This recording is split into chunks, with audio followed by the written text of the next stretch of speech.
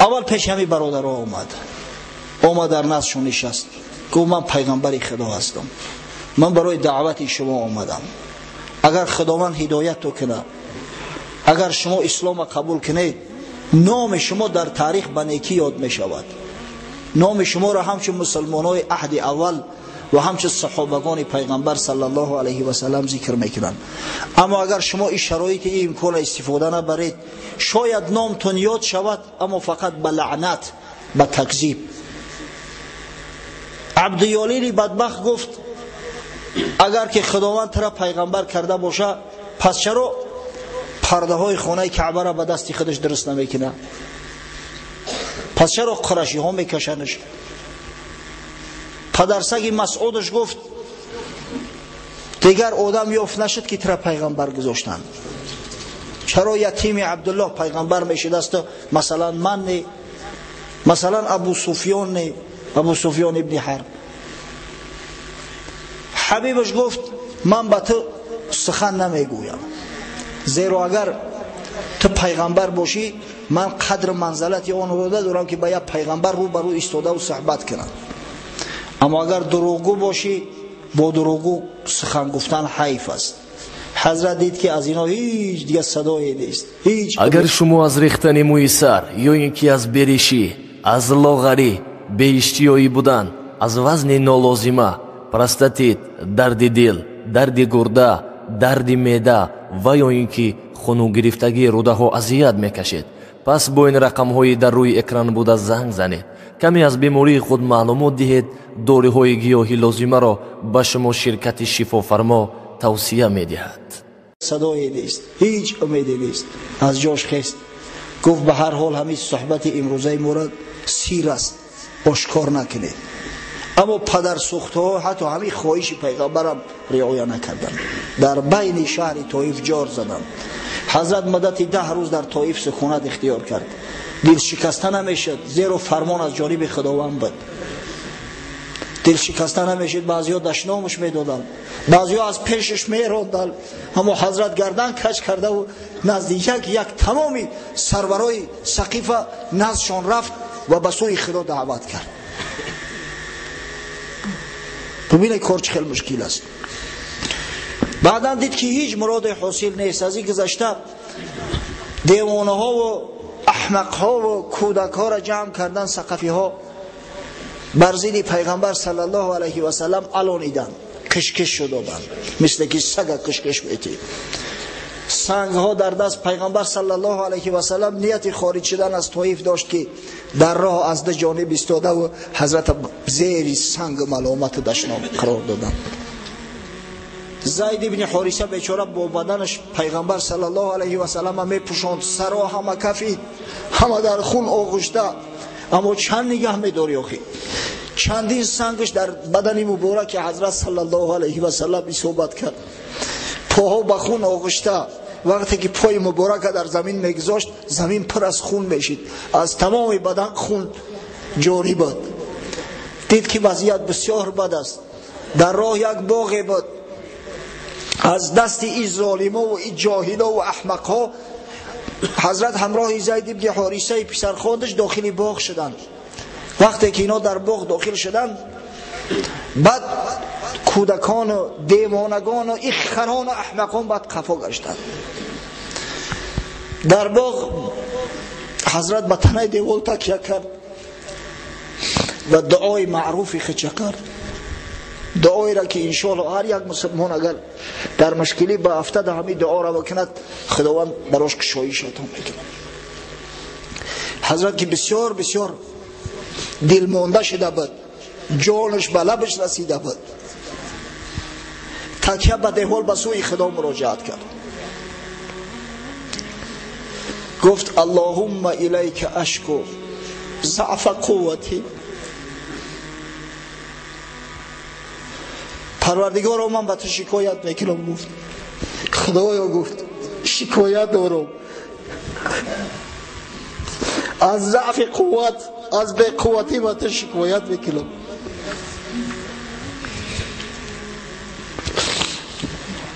اللهم الیک اشکو ضعف قوتی و قلت حیلتی و هوانی علی الناس. از ضعف قوت، از بی‌علاجی، از اینکه از دستم هیچ کاری نمی آید، از خار و ذلیل شدن پروردگار را شکایت میکنم. این چه حالی زور است ای خدای بزرگ، ای خدای توانا، یا ارحم الراحمین، انت رب المستضعفین و انت ربی الی من تکلنی. ای پروردگاری که گفت رحمت عالمی هستی، و پروردگاری همه همین مستضعفاتی، حامی همه همین ضعیفات هستی، حامی و پروردگاری من تو هستی. تو مرا با کی گذاشتی؟ با کی؟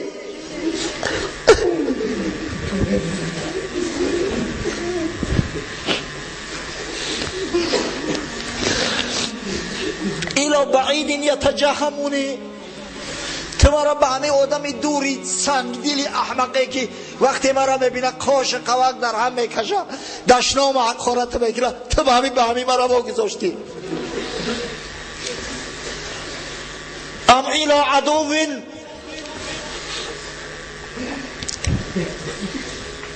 تو مرا به دشمنان باقی گذاشتی پروردگارا که تو خودت قوت شان دادی. این قوتی تو از نباشه از دست اونا هم کاری ساخته نیست. پس شکایت دارو خدایا، شکایت دارو.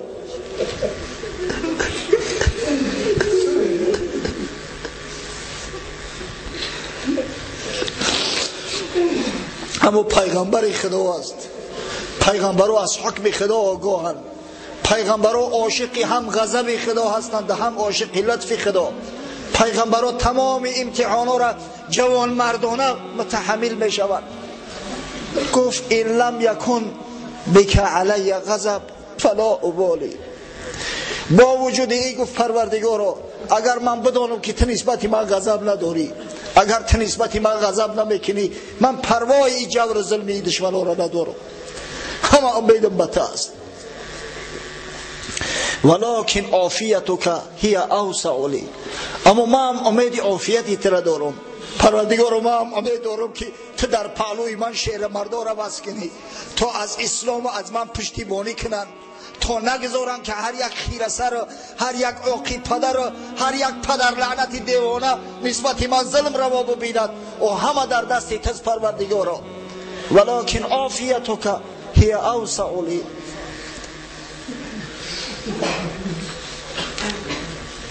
لک العتب حتی ترضى ولا حول ولا قوة الا بک. پروردگار گفت همین قدر در پیشت گریه و التجا میکنم تا زمانی که تو راضی شوی که من شکایت کردم. قوت توانایی همه است. تو هستی که شخصی را یا قوم و ملتی را بزرگ توانا میکنی و تو هستی که قوم یا شخصی را خار و ذلیل بگردانی. لا حول ولا قوة الا بک. همه در دستی است. با همون عتبه ابن ربیعه و شیبه ابن ربیعه این دو ملعون ظالم متعلق بود. همون شخصایی که نسبت پیغمبر صلی الله علیه و سلم جور میکردند، همون عتبه که ابوبکر صدیق در روش بلغت میزد. وقتی که عتبه و شیبه دیدند احوال پیغمبر صلی الله علیه و سلم، حضرت گمان نمیکرد که عتبه و شیبه از یک گوشه نگهش دارند. گریه رخسارش وقتی دیدند حتی همین دشمنای خدا قلبشون نرم شد، دلشان سوخت. یک غلامی نصرانی داشتن با نام عداس، گفتن در یک طبق انگور بگیر نزد محمد صلی الله علیه و سلم بر اندک از همون انگور استعمال کنن. عداس در طبق انگور را گرفت نزد حضرت اومد، التجا کرد که از همین انگور استعمال کن. حضرت گفت بسم الله الرحمن الرحیم و یک دانه انگور را کنده در دهنش انداخت. عداس گفت این مردم این سرزمین بسم الله الرحمن الرحیم نمیگویند، خدا را برحیمی و بررحمانی یاد نمیکنن، باری اول از دهن تو میشنوم. حضرت صلی الله علیه و سلم گفت تو از کجا هستی، از کدام شهر هستی؟ گفت اصلی من از شهر نینواست نینوا گفت از شهری یونس ابن متا مرد صالح پیغمبر خدا، تو گفت همشهری یونس هستی، حضرت یونس هستی؟ گفت تو یونس از کجا میدونی؟ این عربا نمیشناسن یونس. گفت یونس برادری من است، چه خیلی ندانمش. یونس هم مثل من پیغمبر خدا است. یونس هم قوم خودش دعوت کرده، عذاب و مشقت کشید، امروز همین بلا به سر من اومده است. عباس وقت این سخن گفت از پیغمبر شنید، در پاهای حضرت افتید، پاهاش را بوسه میکرد، همون پاهایی که به خون آلوده بودن. دستای حضرت در سر چشماش میبالید. عتبه وقت دید به شیبه برادرش گفت که این غلام این طرف فریفته کرد، این ساحر است، غلام این طرف فریفته کرد. وقتی که عباس پس گشت گفتن چیت گفت به تو چرا دست پاهای او را بوسه کردی؟ گفت ای خواجه، این شخص بزرگترین بنده خداست، صالحترین شخصی روی زمین است، شما نمیدونه که این چی کسی. این با من قصه های کرد، از اخبار مرا با خبر ساخت که بغیر از پیغمبرها کسی نمیدونه. از همون قصه ها ما را آگاه کرد. و حضرت صلی الله علیه و سلم از با خارج شد، عظیم مکه مکرمه در راه می اومد، بسیار محزون، بسیار غمگین، دلش دیگه از همه مانده است، دیگه دست دل به دعوت پیش نمی رود. حتی امام بخاری روایت میکند که حضرت صلی الله علیه و سلم بار سوال شد، سوال کننده مادر مو بی عایشه است. مادر مو گفت یا رسول الله هل اتا علیک یوم کان اشد من یوم احد؟ ای حبیب خدا، گفت آیا با سرت یگان بلای آمده است که از روز احد دیده برای تر مشکل تر باشد؟ جنگ احد کو همه شما میدونه الحمدلله. جنگ احد جنگی که بین مسلمانان مدینه با مشرکان مکه شده بود و در این جنگ پیغمبر صلی الله علیه و سلم 70 نفر از دوستا، خویش اقربا، برادرای همسنگری خچه از دست داده بود. بیبی عایشه مادرمون میگوید که آیا از همین احد برای تو مشکلتر و دردناکتر یگان روزی گذشته است؟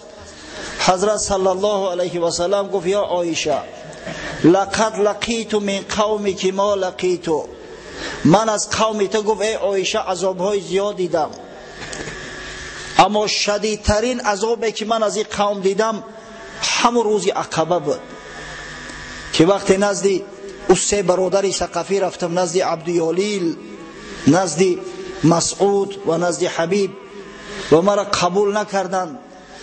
و وقتی که او بدگهرا ظالما نسبت من ظلم روا دیدن، بخون اولودم کردن، فانطلق و انا مهموم علی وجهی. حضرت میگه من از با خارج شدم، دیگر سرم خم، سر محتونه برداشتم از غم و غصه که بالا مستولی شده بود.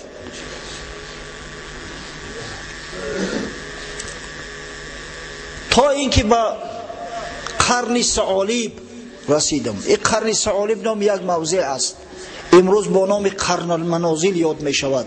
یکی از همون میقات هایی هست که از همونجا او طرف دیگر احرام می بندن مردم. قرن المنازل در همون موضع اومده، میگه سر برداشتم که در بالای سرم یک ابر، فاذا انا بس بسحابه قد اظلتنی، ابر بالای سرم سایه کرده است.